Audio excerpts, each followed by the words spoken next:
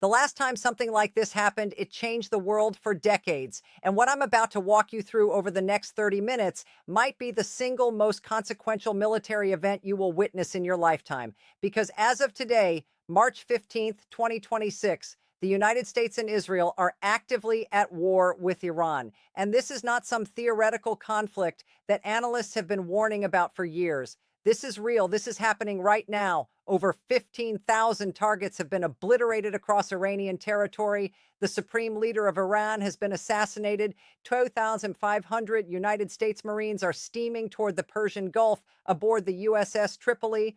Oil prices have exploded past $100 a barrel for the first time since 2022. The Strait of Hormuz is essentially shut down, and the entire global economy is teetering on a knife's edge. So if you think this doesn't affect you personally, if you think this is some faraway conflict that has nothing to do with your gas prices, your grocery bill, your 401k, or your family's future, I need you to stay right here because by the end of this video, you will understand exactly how every single one of those things is being reshaped as we speak. And I promise you, some of what I am about to tell you will leave you absolutely stunned.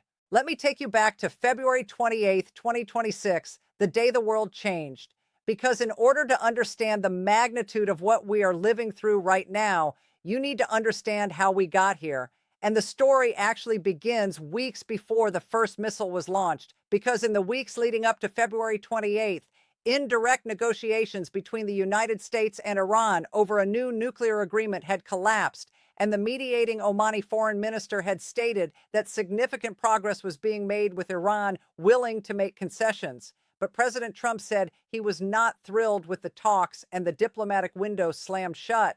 And Iran had been weakened by extensive protests in early 2026, driven by a crumbling economy and failing infrastructure, protests that the regime put down with extreme and brutal force, and Iran's regional allies, Hezbollah, Hamas, the Houthis, had all been significantly degraded by Israeli military action going back to 2023, and joint U.S.-Israeli strikes during a 12-day air conflict in 2025 had already hammered Iran's defenses and nuclear program. So the regime was arguably at its weakest point in years, and that is the moment the United States and Israel chose to strike. On the night of February 28th, Operation Epic Fury was launched, a coordinated wave of precision strikes that targeted Iranian military facilities, nuclear sites, ballistic missile infrastructure, and the highest levels of Iranian political and military leadership. And I need you to understand the sheer devastating scale of what happened in those opening hours, because within the first 24 hours, CBS News reported that an intelligence source and a military source confirmed that 40 Iranian officials had been killed. The IRGC Malik Ashtar building in downtown Tehran was completely leveled. Iran's state broadcasting headquarters were hit. Iran's parliament building was targeted by airstrikes, and the compound known as Leadership House, where Iran's supreme leader Ali Khamenei was located, took a direct hit that killed him along with his daughter, his son-in-law, his grandchild, and his daughter-in-law. And by the morning of March 1st, Iranian state media confirmed what the world had already suspected. Ayatollah Ali Khamenei, the man who had ruled Iran with an iron fist for over 3 decades, the most powerful figure in the Islamic Republic since its founding, was dead. Now, here is a question that should genuinely disturb you. What happens when you assassinate the head of a regime that controls the largest ballistic missile arsenal in the Middle East and has been preparing for exactly this scenario for decades? Because Iran's response was immediate, furious, and far more aggressive than most military analysts predicted. And within hours of confirming Khamenei's death, Iran launched a massive retaliatory barrage that targeted not just Israel and American military positions, but spread destruction across the entire Gulf region. And by March 5th, Iranian military sources confirmed they had fired over 500 ballistic and naval missiles and nearly 2,000 drones since the start of hostilities, with roughly 40% aimed at Israel and 60% targeting American military positions scattered across the region. And this was not some symbolic gesture. This was full-scale military retaliation that hit targets across multiple sovereign nations. An Iranian ballistic missile struck a residential neighborhood in Beit Shemesh, Israel, killing 9 civilians in a synagogue shelter, despite at least 2 interceptors being launched against it. Missiles hit Tel Aviv, killing one person and injuring dozens. A missile struck the headquarters of the U.S. Navy's Fifth Fleet in Bahrain. The United States Embassy in Kuwait took a direct hit, forcing Secretary of State Marco Rubio to shut it down. Iranian attacks damaged an Italian military installation in Iraq and Kuwait, a French naval facility in the UAE, and even the Russian consulate in Isfahan was damaged by U.S. Israeli strikes, which tells you just how widespread the destruction has been when even Russia, a country that has been quietly supporting Iran, is taking collateral damage from both sides. And if you're watching this right now and you're finding this information valuable, I need you to do me a quick favor, hit that subscribe button and turn on the notification bell because this situation is evolving by the hour, and I am going to be bringing you updates as fast as they happen. And the information I'm about to share with you next is something that mainstream media is barely covering in the depth it deserves, but it will directly impact your wallet, your family budget, and potentially your job. So let me ask you this. Did you know that what Iran did next could trigger the worst global energy crisis since the 1970s? Because after launching its military retaliation, Iran played its most devastating card, the card that military strategists have warned about for years. They shut down the Strait of Hormuz. And if you don't know what the Strait of Hormuz is, you need to learn that name right now and never forget it because it is the single most important choke point for global energy. A narrow waterway just 21 miles wide at its narrowest point that separates Iran from Oman, and through which approximately 20% of the entire world's oil supply passes every single day. That is roughly 20 million barrels per day. And it also carries massive volumes of liquefied natural gas, raw materials for agricultural fertilizer, aluminum, steel, and other critical commodities. And when Iran's Islamic Revolutionary Guard Corps announced that they were closing the strait and that any vessel linked to the United States, Israel, or their allies would be considered a legitimate target, when a senior IRGC advisor went on Telegram and declared the strait is closed, and if anyone tries to pass, the heroes of the Revolutionary Guard will set those ships ablaze, when he said they would attack oil pipelines and not allow a single drop of oil to leave the region, the global oil market went into absolute freefall. Crude oil tanker traffic through the strait dropped from an average of 24 vessels per day to just 4 on the first day, 3 of which were Iranian flagged, and then traffic essentially went to zero, and multiple ships were attacked, including a Thai flagged cargo vessel that was engulfed in black smoke and 2 Iraqi fuel tankers that were struck in Iraqi territorial waters, and the economic consequences were immediate and staggering.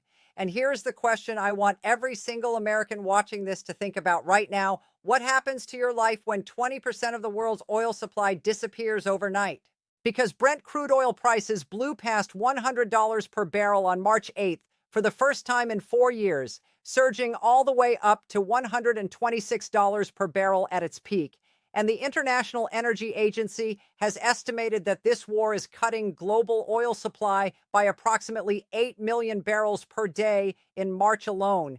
And gasoline prices in the United States have already risen 17% since the war began, according to the Oil Price Information Service.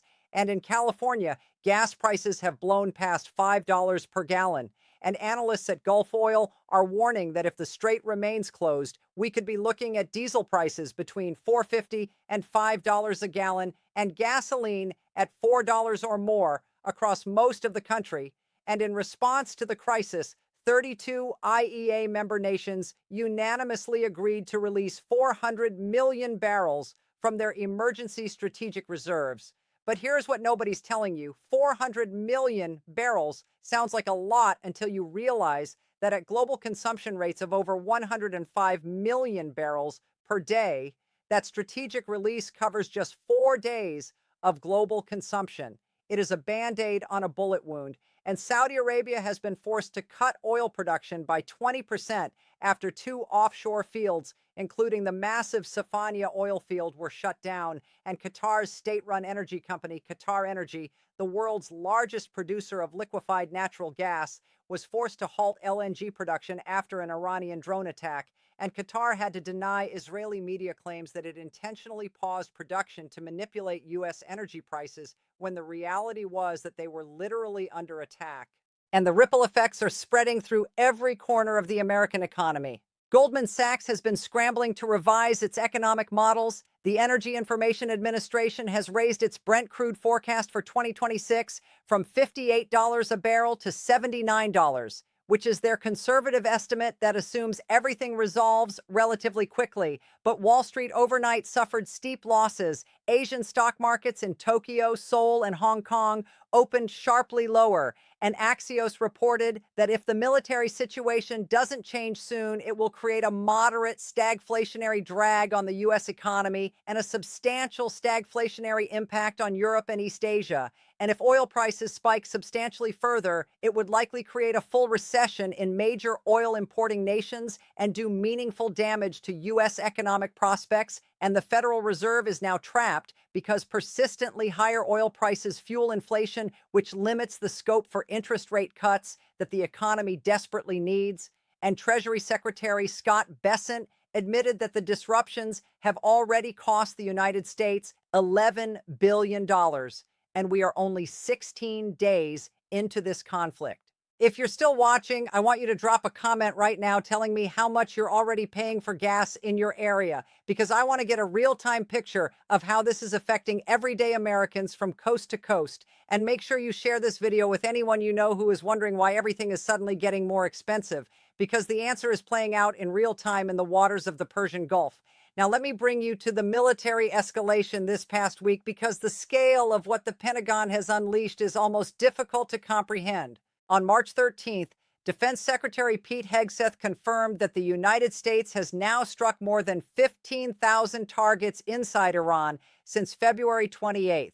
That is more than 1,000 targets per day of relentless sustained bombardment. And he stood at the Pentagon podium and delivered a statement that was equal parts confidence and warning. He said, "We are on plan to defeat, destroy, and disable all of their meaningful military capabilities at a pace the world has never seen before." He said Iran no longer has a functioning air force. Their entire navy is at the bottom of the Persian Gulf. Their missile force is shrinking daily. And most importantly, he said they don't have the ability to build more. And that last point is critical, because it means the United States is not just degrading Iran's current military capability, they are systematically destroying Iran's entire defense industrial base so that they cannot reconstitute their forces even after the fighting stops. And Hegseth said all of Iran's defense companies will soon be destroyed. The Israeli military has been equally relentless, announcing that they have carried out approximately 7,600 strikes inside Iran and 1,100 more in Lebanon. And the Israeli Air Force alone has dropped more than 10,000 bombs across Iran. And according to Israeli military estimates, between 4,000 and 5,000 Iranian soldiers and commanders have been killed, with many of those being members of Iran's internal security forces and the Basij paramilitary.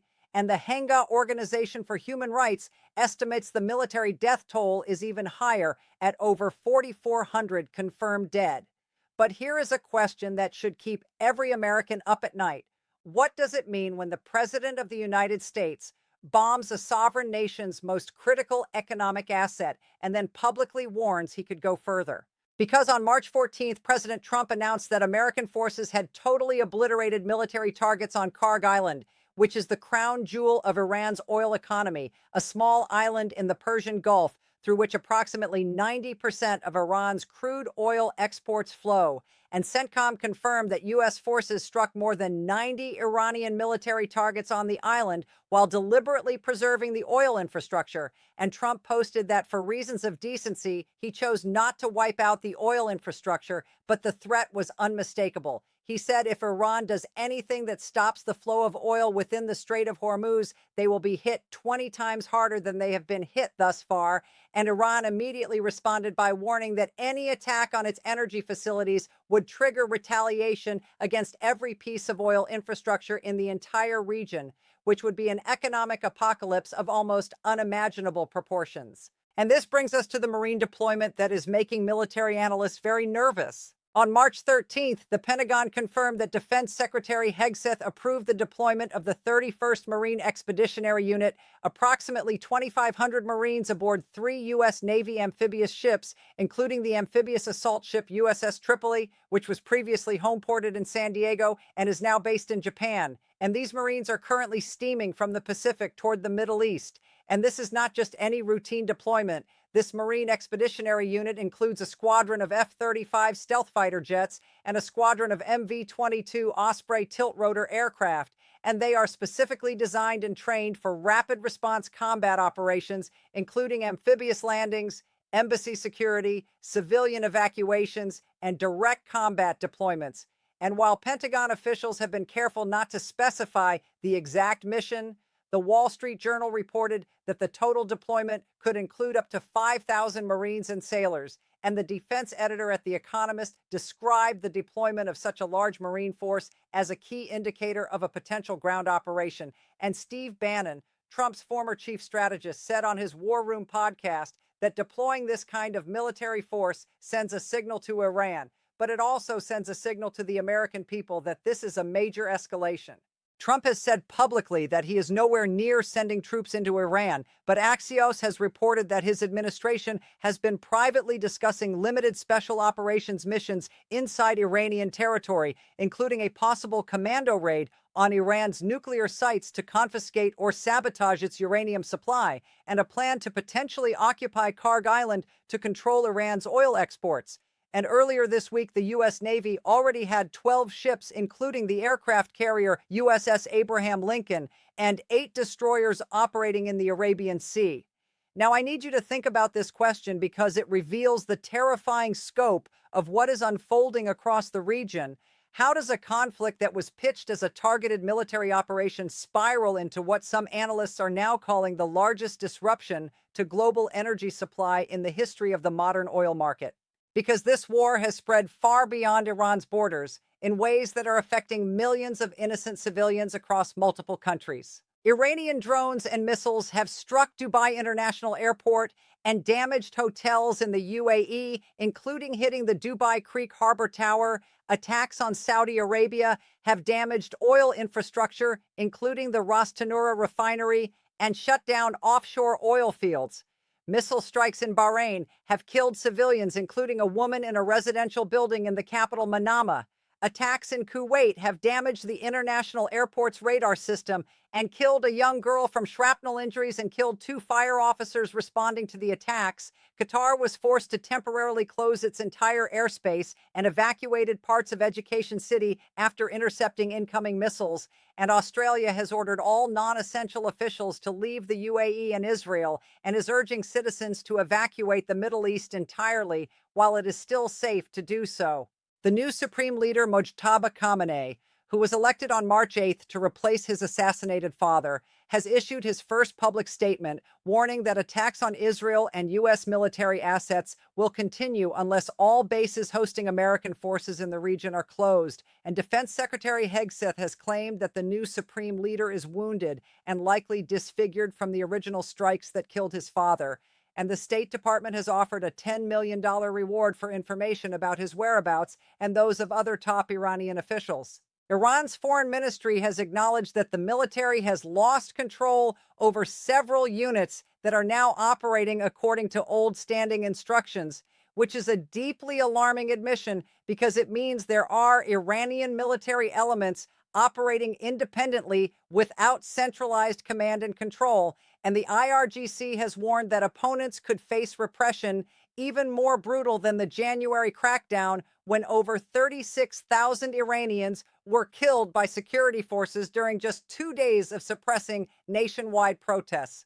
And here is something that gets almost no coverage but could fundamentally alter the trajectory of this conflict. Israel has privately informed the United States that it is running critically low on ballistic missile interceptors. And that is terrifying because Israel's layered missile defense system is the backbone of civilian protection. And if those interceptor stockpiles are depleted, then the mathematics of missile defense change dramatically. And although Iranian missile and drone attacks have dropped by more than 90% since the 10th day of the war, Due to U.S.-Israeli success in destroying as many as three-quarters of Iran's missile launchers, Iran has been using cluster munitions that are banned by more than 100 nations, with warheads that spread dozens of explosive submunitions over a radius of 10 kilometers. And Amnesty International has condemned this as a flagrant violation of international humanitarian law. Meanwhile, the war has devastated historic and cultural treasures, with a strike on Arg Square damaging the nearby Golistan Palace, a UNESCO World Heritage Site, prompting UNESCO to issue a statement of concern, and the Azadi Sport Complex in Tehran was bombed, and Iranian cities have reportedly become ghost towns as civilians are terrified to go outside or to their jobs, and reports have emerged that prisoners in Evin prison have been receiving nothing but limited bread and water since the bombing began. If you've made it this far into this video, you are clearly someone who understands the gravity of this moment in history, and I genuinely appreciate you being here, so please hit that like button because the algorithm pays attention to engagement, and every like helps this video reach more people who need to understand what is happening and how it will reshape our world. And let me know in the comments what you think the biggest risk is right now. Is it the oil crisis, the potential for a ground invasion, the humanitarian catastrophe, or something else entirely? Now, let me address the broader geopolitical fallout, because this conflict is redrawing alliances and exposing fault lines across the globe. On the support side, Israel's defense minister disclosed that Israel had originally planned to strike Iran in mid-2026, but moved the timeline up, and that Netanyahu had set an aim of assassinating Supreme Leader Khamenei as far back as November 2025. And 82% of the Israeli public supports ongoing military operations, according to a March 2026 survey. NATO Secretary General Mark Rutte said that Europe is supportive of the U.S. attacks because Iran is a threat. And the EU Commission president reportedly supports regime change in Iran. And the strikes were backed, at least in part, by countries including Ukraine, Australia, Canada, Germany, Finland, and others. But the conflict has also created strange and uncomfortable dynamics. Russia's consulate in Isfahan was damaged by U.S.-Israeli strikes. Yet Moscow has reportedly been providing Tehran with intelligence support for Iranian drone attacks against U.S. troops, essentially playing both sides. And the U.S. is easing sanctions on Russian oil to try to offset the energy crisis, while Ukraine's president warns this funds Russia's war machine with $10 billion. And Iran's counterstrikes on Gulf Arab states that had been trying to build closer relations with Tehran may leave Iran further isolated diplomatically, even as it fights for survival. So where does this go from here? That is the question that matters most. And as of today, March 15th, 2026, as this conflict enters its 16th day, the honest answer is that the range of outcomes is enormous and deeply uncertain. On one end of the spectrum, Trump has told NBC News that Iran wants to make a deal, and there have been reports of Iranian operatives reaching out through back channels to discuss terms for ending the conflict, and there are small signs of selective shipping being allowed through the strait. But on the other end of the spectrum, the Trump administration's stated goals include regime change in Iran and the complete dismantlement of its nuclear and ballistic missile programs. And military analysts warn that those objectives may require far more than an air campaign. And the AIC-led research organization has warned that the Islamic Republic is more likely to continue fighting than to concede, meaning the war's trajectory may prove more protracted and unpredictable than Washington anticipated. The comparisons to Iraq are already being drawn, where tens of thousands of American troops on the ground over nearly 9 years weren't enough to end the violence. And experts are warning against falling for the promise of small special ops raids that could become a prelude to a forever war. This is the defining crisis of 2026, and it is affecting every single one of us, whether we realize it or not, from the gas we pump into our cars, to the prices on grocery store shelves, to the stability of our retirement savings, to the lives of American service members who are in harm's way at this very moment, 13 of whom have already made the ultimate sacrifice, including 6 crew members killed when their refueling aircraft crashed in western Iraq, and 3 Ohio Air National Guard members among them. I am going to keep covering every major development in this conflict with the depth and honesty it deserves. So if you are not already subscribed, now is the time. hit subscribe, turn on notifications, and share this video with everyone you know, because understanding what is really happening is the first step toward being prepared for what comes next. Stay safe, stay informed, and I will see you in the next one.